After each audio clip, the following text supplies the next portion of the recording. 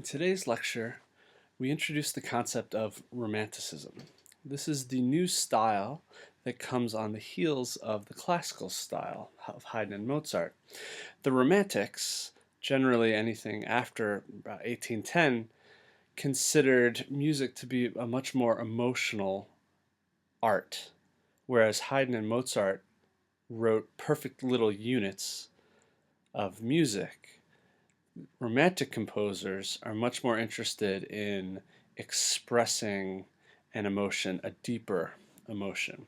So, in one sense, they can be considered much more subjective in their perspective.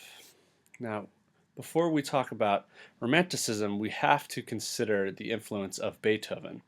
As you know, Beethoven straddles the fence between the classical and the Romantic styles. Now, we've looked at his Fifth Symphony and we've looked at his Ninth Symphony, and these two works fall on either side of that divide. The Fifth Symphony was held up as the sort of pinnacle of classical music, and in particular, a writer named E.T.A. Hoffmann wrote a very famous review of this Fifth Symphony, in which he describes the roles of Haydn, Mozart, and Beethoven. He says that Mozart and Haydn created modern instrumental music or abstract music, but the one who created a more innermost art is Beethoven. So the three of these composers, Haydn, Mozart, and Beethoven, really brought instrumental music to the next level. Now, he goes on to say that Haydn is more comprehensible to the majority, and this is probably the best backhanded compliment that one can get. Why is it more comprehensible? It's more easy to understand. On the other hand, Mozart is superhuman and magical, and I think there's a little bit of truth to that. But Beethoven, this is where music starts to change. Beethoven's music sets in motion the machinery of awe and awakens the infinite yearning, which is the essence of Romanticism. So what Hoffmann is saying is Beethoven's instrumental music speaks to us in a way that vocal music never can. Now, this is interesting because we know that the Fifth Symphony was this sort of the high point of abstract music, music without sort of extra musical meaning.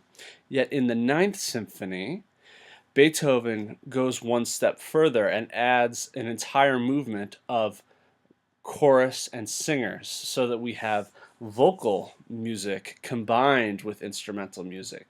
And this is very important in the 19th century as we go on, because composers are now integrating text and music to a much higher degree than they did before.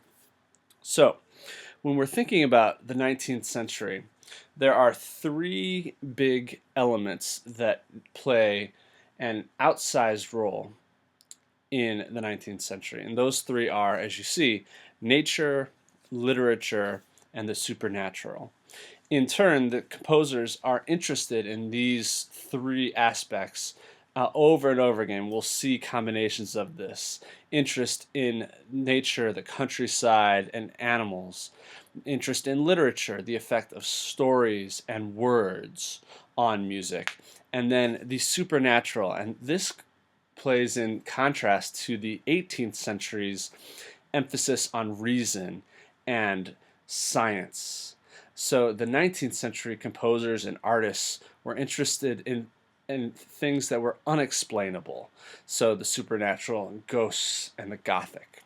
So as we go through, we will see these three elements combined together. Now, I want to give you two examples that sort of show this. The first is a very famous painting called Liszt at the Piano. Now you see Liszt, Franz Liszt was a Hungarian composer, and we'll talk about him in a few days. He's sitting at the piano, and gathered around him are composers and authors and very important figures in the 19th century. Standing at the back are two composers that we'll talk about, and then we have a number of writers standing as well as Lord Byron in the painting at the background. and the bust of Beethoven sitting on the windowsill, out the window. So the floating Beethoven bust is our supernatural. We have the music strewn about the piano, very wild and unnatural setting, and then the storm clouds out the window. So we've got literature, we've got the supernatural, and we've got nature, all three there. The second example is a book called The Sorrows of Young Werther. This book was written by a man named Johann Wolfgang von Goethe, and he was a very famous author, playwright, poet, and scientist, believe it or not. He was really, truly a Renaissance man. This story is, in essence, a love triangle. Werther is in love with another woman who's in love with another man. And Werther decides that the only solution is to kill himself. And what he does is he wraps his neck in a purple scarf before committing suicide. And this book, this story was so powerful, was so emotional, that it spawned a series of copycat suicides all throughout Europe. So much so that the book was banned. Authorities feared that young men would continue to commit suicide in droves. So it shows the power of this sort of the emotional aspect of the 19th century.